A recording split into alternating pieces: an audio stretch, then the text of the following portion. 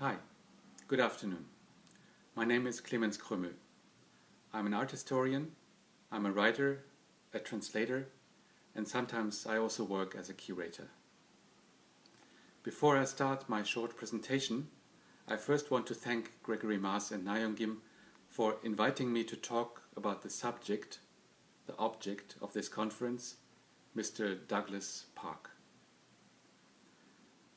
I apologize for not being able to be present with you today in Seoul. Health reasons have prevented me from flying there this time. But I already had the opportunity to give a video presentation in Seoul on one other occasion, and let me tell you, I'm still looking for a good way to work with this medium. So please bear with me as I stumble along the path that I've set for myself. My talk has the title Speeches Matter. When Greg and Na-Young drew my attention to the works of Douglas Park, whom I have until today never met in person, I was immediately hooked. To say that I've always been interested in immaterial art productions would be misleading, because everything that matters needs at least temporarily a material support. Douglas Park, who works not only with texts, but mostly and especially with words, first seemed to me to be an adherent of that uncontainable craze for what many people in the art field nowadays like to call performance lectures. Indeed, like many of the artists who work in that self-molded interstitial space between artistic speech and academic speech, Park is highly conscious of his ancestors. But unlike many, he does not bob up and down like a nervous pimp trying to correctly spell out his triad background to some youngsters who are coming onto him.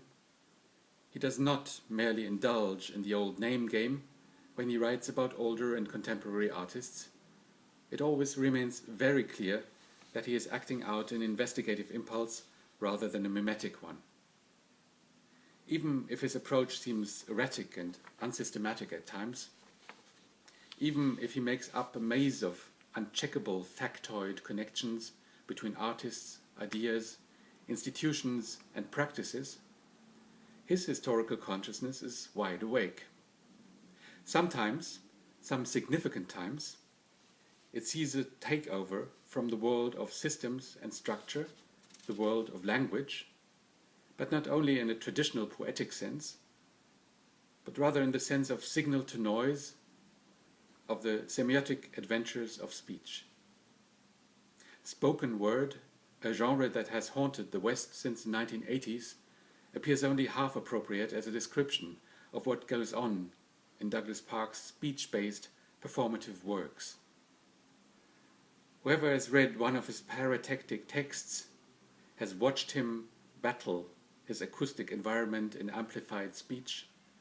Whoever has listened to words being transported into and out of his mouth moment after moment when he reads one of his texts will have noticed that he or she was not witnessing a reading. Instead, Park's articulate attitude encourages us to focus on single elements of words, on vowels, syllables, composites, which only in one portion of his work accumulate to sentences and paragraphs. It seems banal to say that modernism has, since its inception, paired the scrutiny of reason with a heavy grudge against the use of language as a power tool. In Park's works, language is under a general suspicion. When it comes to trusting into language, count him out.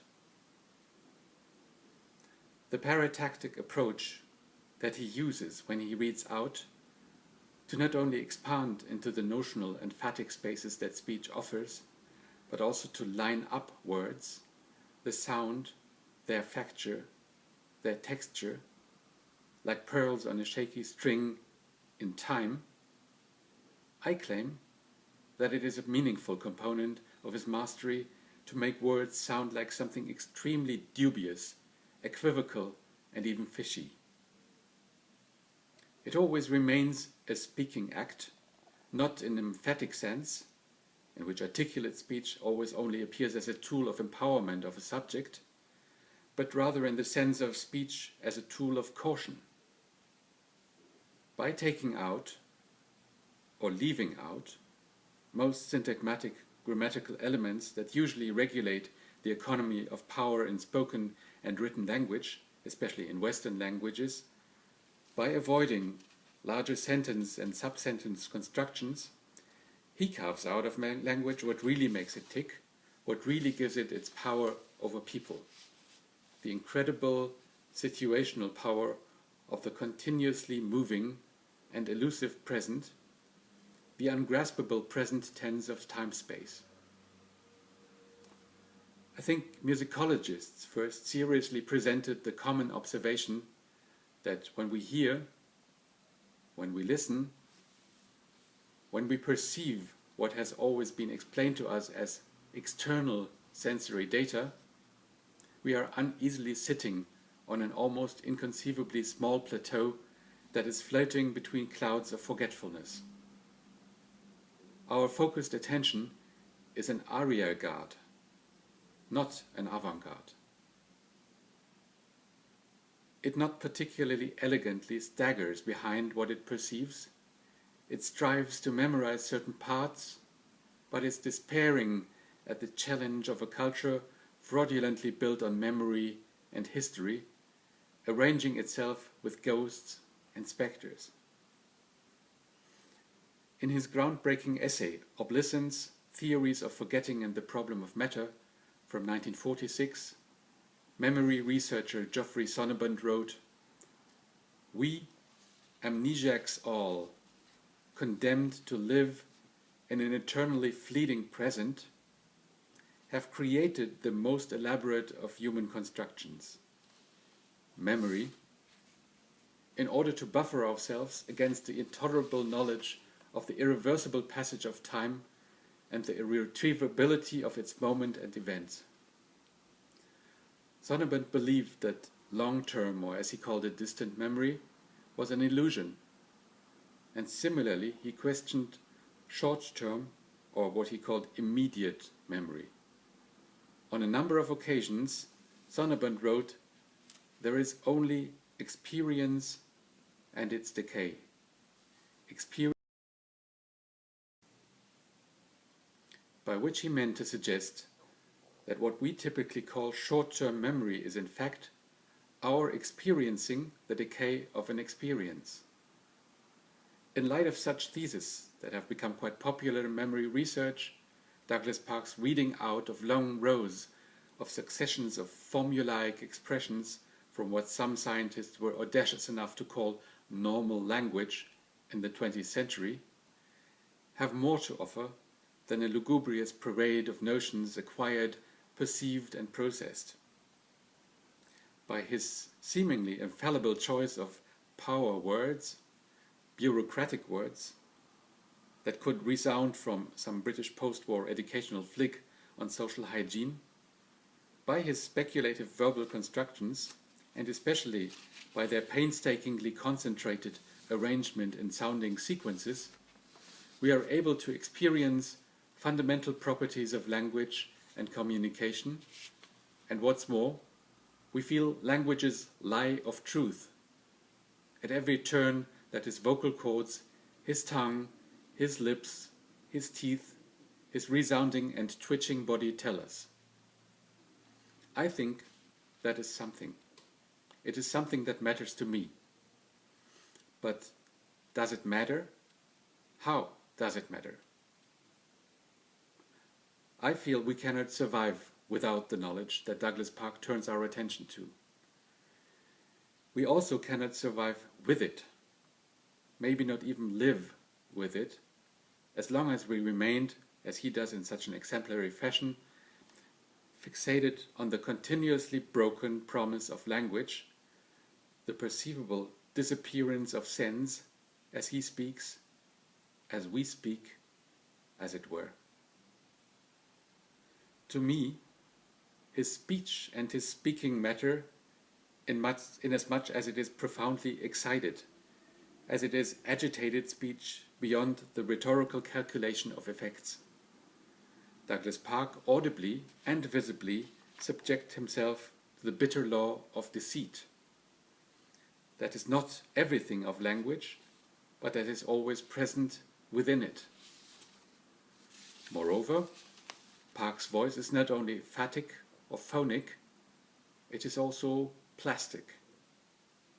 No, there is no man inside his mouth, but inside him there is a curious appreciation of the focal space. We are not just led to believe that in some weird paragony he is joining together speech and sculpture. With the resonant matter that is his body, by chiseling away vibrant air inside his mouth, by reacting within the experiential radius that we tend to screen out, omnipresent, inexorable sound world, the silence as freedom from one's own intentions that John Cage keeps striking us over the head with, Park leaves us with a refreshed sense of doubt that may only last for seconds, but that resonates also in not so conscious portions of our minds and bodies, their matter. I have read Douglas Park's texts like the letter of a promising new acquaintance in the field of experimental artistic practices. I want to send Douglas an answer, not knowing if my reading of his works is not a failure. When I was staying in Seoul for some months in 2009, I brought a buzzing pile of difficult texts with me, planning to translate them into German. They were texts by one of the few remaining original proponents of minimal art, Robert Morris, who was, and still is, really much more than that. Which is perhaps also the reason why Douglas Park has referenced him extensively. I warmly recommend to reread Morris's writings today. I cannot begin to explain how meaningful I think especially his poetological remarks on the phenomenology of making appear to me. Here, as a kind of answer to the gift of Douglas Park's voice, I only want to present you one small text that Morris has written in 1995. Morris has always doubled as an artist and art historian. So in 1995 we find him writing an associatively paratactical text on one of his most influential works from the 1960s, Steam from 1967. Steam has served Morris as much as an artwork, as a sculpture, as it was a far-reaching metaphorical device he reinterprets verbally in the lines I've decided to read out in a recorded video performance piece called Thinking Like a Stone. The text he wrote is a fragmentary but lively piece of applied cultural history, trying to spell out what no one would ever expect a minimal artist to put into words. Disappointingly for many, minimal artworks were as much expected to speak for themselves as the eruptions of any too late abstract expressionist working in your neighborhood. My interest in Morris is translated here into the rhetorical device of an artificial speech impediment.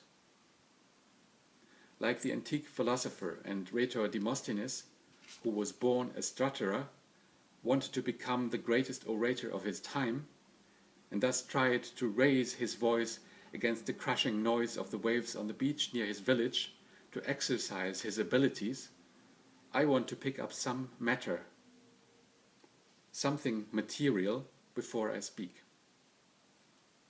I worship the silence that sings like a bird. I long for the moon as it looks from the earth.